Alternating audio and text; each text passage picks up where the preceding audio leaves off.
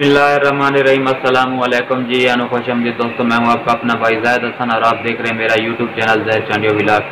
दोस्तों, गर्म मजाज तितर का जो नुस्खा है उसके लिए और इस मौजू पे आज की वीडियो है। तो आपने क्या करना है, ऐसा कौन सा नुस्खा देना है जिससे जो है ना आपका गर्म मजाज तितर जो है वो ठंडा हो जाए। क्योंकि चक्री वाले जो परिंदे हैं, आजकल जो मौसम है इन दिनों में, तो हम ऑलरेडी अपने परिंदे को मस्ती बुलाई के लिए गर्म चीज़ें देते हैं ताकि हमारा परिंदा जो है मस्ती करे, बुलाई करे।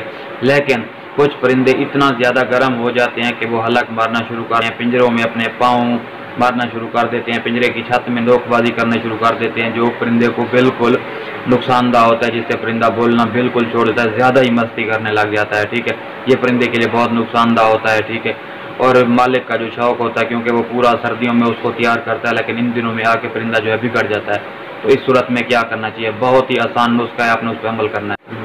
तो सबसे पहले हम टाइम ज़ाया किए बगैर अपने मौजू की तरफ आते हैं कि एक हमारा किस मौजू पे वीडियो है। तो वीडियो शुरू करने से पहले आप तमाम दोस्तों भाइयों से रिक्वेस्ट है कि जिन भाइयों ने अभी तक हमारे चैनल को सब्सक्राइब नहीं किया तो फर्स्ट ऑफ ऑल हमारे चैनल को सब्सक्राइब कर दें, ताकि इस तरह की जो भी मालूमाती वीडियो है आप सब दोस्त तक पहुँचती रहे।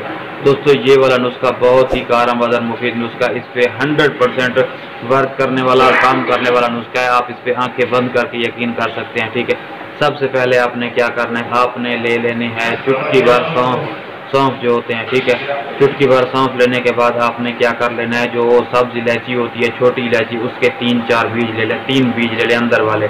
ठीक है, और उसके अलावा आपने सब्ज इलायची बीज के अलावा आपने एक और चीज़ ऐड करनी है।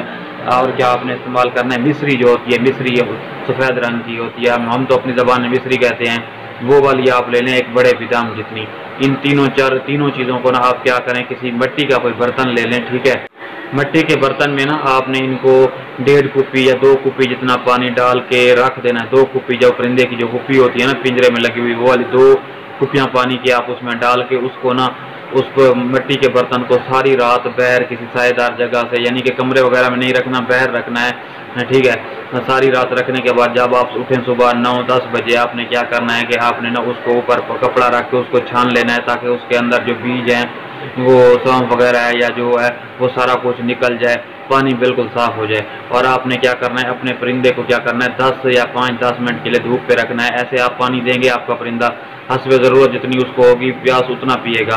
लेकिन आप अगर उसे कुछ देर धूप पे रखेंगे तो उसे प्यास लगेगी, जिससे वो पानी ज़्यादा पिएगा तो उसका हमें बहुत ही ज़्यादा फ़ायदा मिलने वाला है। ठीक है, ये वाला नुस्खा उन तितरों के लिए भी है जो चक्री कर रहे हैं आजकल, लेकिन मस्त ज़्यादा है। आप अपने उन परिंदों को दें, वो चक्री में भी आपको रिजल्ट देंगे और मस्ती भी करेंगे। और ये नोकबाजी है या जो जंप मारना होता है, कल्टबाजी होती है, गर्म मजाज है ज़्यादा, तो ये बिल्कुल ठीक हो जाएगा। ठीक है, अगर आपके पास, आपने एक और चीज़ की कोशिश करनी है, ये वाले नुस्खे बिल्कुल मिट्टी के बर्तन, अगर आपके पास कोई और नहीं है तो ये जो प्याले हम चाय के लिए इस्तेमाल करते हैं, गोल जो प्याला होता है, आप उसमें भी रख सकते हैं। हाँ, और आप अगर कोशिश करें कि ये वाला जो पानी है, ये आप पिंजरे के जो अंदर कुप्पी है उसमें भी ये वाला मिट्टी के बर्तन में पानी दें। ठीक है, ये बहुत ही काम का नुस्खा है, आप अपने परिंदे को दें।